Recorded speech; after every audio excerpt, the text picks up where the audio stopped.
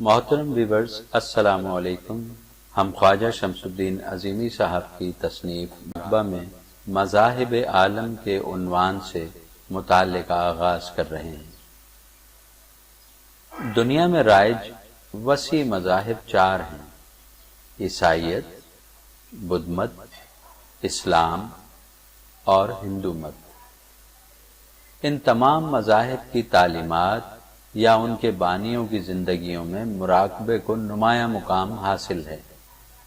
عیسائیت کے ضمن میں حضرت عیسیٰ علیہ السلام کے مراقبے کا تذکرہ کیا جا چکا ہے۔ حضرت عیسیٰ علیہ السلام نے یہ بھی فرمایا ہے کہ خدا کی بادشاہت تمہارے اندر ہے، اسے اپنے اندر تلاش کرو۔ حضرت موسیٰ علیہ السلام نے 40 رات کوہ طور پر غور و فکر مراقبہ کیا۔ اسلام اور حضرت محمد الرسول اللہ علیہ السلام کی حیات طیبہ میں غار حرا کے مراقبے کو ہم بیان کر چکے ہیں۔ بھگوت گیتا اہل ہند کی مقدس کتاب ہے۔ گیتا میں سری کرشن جی اور راجہ ارجن کے وہ مکالمات درج ہیں جو مہابھارت کی جنگ سے قبل ارجن نے کرشن جی سے کیے اور سری کرشن جی نے بھگوت گیتا کے مطابق ان کے جوابات دیے۔ راجہ ارجن نے کرشن جی سے پوچھا، آپ ذہن پر قابو، مراقبہ حاصل کرنے کی بات کرتے ہیں، آپ خود کو پہچاننے کی بات کرتے ہیں، لیکن میں اپنے ذہن کو بے حد منتشر پاتا ہوں۔ سری کرشن جی نے فرمایا، جو تم کہہ رہے ہو صحیح ہے، لیکن مناسب ذرائع اختیار کر کے استغنا کا عمل اپنا کر اور مسلسل مراقبے کے ذریعے منتشر ذہن یکسو کیا جا سکتا ہے۔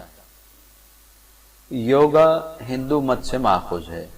2300 سال پہلے پتانجلی مہارشی نے اپنی کتاب یوگا سترا میں یوگا کا فلسفہ پیش کیا تھا۔ یوگا کی مشقوں میں جسمانی صحت کے لیے ورزشیں اور روحانی صلاحیتوں کو متحرک کرنے کے لیے مراقبے کے بارے میں تفصیلات جمع کی گئی ہیں۔ یوگا سنسکرت زبان کا لفظ ہے جس کے معنی ملنا یا ملاپ ہے۔ آسن کے معنی بیٹھنا ہے۔ یوگا سترا سے مراد ورزش ہے۔ یوگا کے آسنوں کی تعداد 84 ہے۔ یوگا کے اکثر آسن جانوروں کی حرکات کو دیکھ کر متعین کیے گئے ہیں۔ یوگا ورزشیں جسم میں جسمانی بیماریوں کے خلاف دفاع کی قوت میں اضافہ کرتی ہیں اور روح میں بالیدگی کا سبب بنتی ہیں۔ مہاتما بدھ کی زندگی میں بھی مراقبے کو نمایاں مقام حاصل ہے۔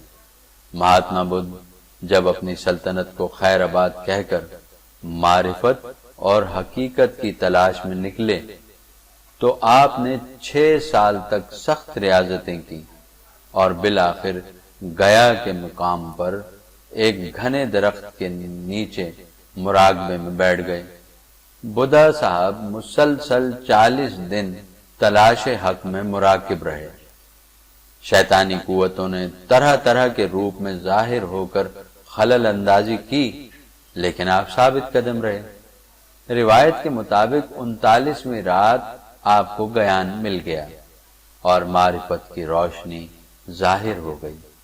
مہاتما بدھ کی تعلیمات میں جو 8 بنیادی نکات بیان کیے جاتے ہیں، ان میں 8واں نقطہ فکر کی پاکیزگی اور مراقبہ ہے۔ جس طرح ورزش اور دیگر عملی طریقوں سے جسمانی خطوط میں تبدیلی پیدا کی جاتی ہے، اسی طرح مراقبے کے ذریعے ذہنی حرکات پر بھی قابو پایا جا سکتا ہے۔ یہ بات ہمارے سامنے ہے کہ خیالات یا ذہنی کیفیات ہمارے اوپر گہرے اثرات مرتب کرتی ہیں۔ اگر کسی خیال میں خوف و دہشت کا عنصر شامل ہے تو رونگٹے کھڑے ہو جاتے ہیں، ہاتھ پیروں میں سنسنی دوڑ جاتی ہے، جسم بے جان محسوس ہوتا ہے۔ ذہنی پراگندگی میں مبتلا رہنے سے کوئی شخص اپنی صلاحیتوں اور قوتوں کو مجتمع نہیں کر پاتا۔ آرام کرنے کا مطلب صرف یہ سمجھا جاتا ہے کہ آدمی لیٹا رہے یا کوئی ایسا کام نہ کرے جس سے جسمانی توانائی ضائع ہو، لیکن آرام کی یہ تعریف نامکمل ہے۔ بہت سے افراد ظاہری اعتبار سے پرسکون دکھائی دیتے ہیں، لیکن اندرونی طور پر پریشان خیالی میں مبتلا رہتے ہیں۔ خیالات کے تان و بانوں میں الجھے رہنے سے دماغ تھک جاتا ہے اور توانائی کا ذخیرہ تیزی سے خرچ ہوتا ہے۔ یہ بات سب جانتے ہیں کہ ذہنی یکسوئی تندرستی کے لیے ضروری ہے اور مسلسل پریشان رہنے سے بیماریاں لاحق ہو جاتی ہیں۔ توانائی زیادہ مقدار میں خرچ ہونے سے قوت مدافعت کمزور پڑ جاتی ہے اور امراض حملہ کر دیتے ہیں۔ اعصابی قوت مزمحل ہو جائے تو دماغی افعال سست پڑ جاتے ہیں، قوا میں کمزوری آ جاتی ہے اور قوت حافظہ متاثر ہوتی ہے۔ قوت فیصلہ کم ہونے کی بنا پر زندگی کے مراحل میں خاطر خواہ کامیابی حاصل نہیں ہوتی۔ تجربات نے بھی یہ بات ثابت کر دی ہے کہ ذہنی الجھاؤ کا نتیجہ بالآخر جسمانی بیماری کی صورت میں نکلتا ہے۔ ذہن کی پیچیدگی براہ راست اور بالواسطہ دل کے امراض، پتا اور گردوں میں پتھری کا باعث بنتی ہے۔ متواتر ذہنی دباؤ سے اعصابی نظام میں ناقابل علاج شکست و ریخت بھی ہو سکتی ہے۔ منفی خیالات سے معدے کا السر، تیزابیت اور قبض لاحق ہو جاتا ہے۔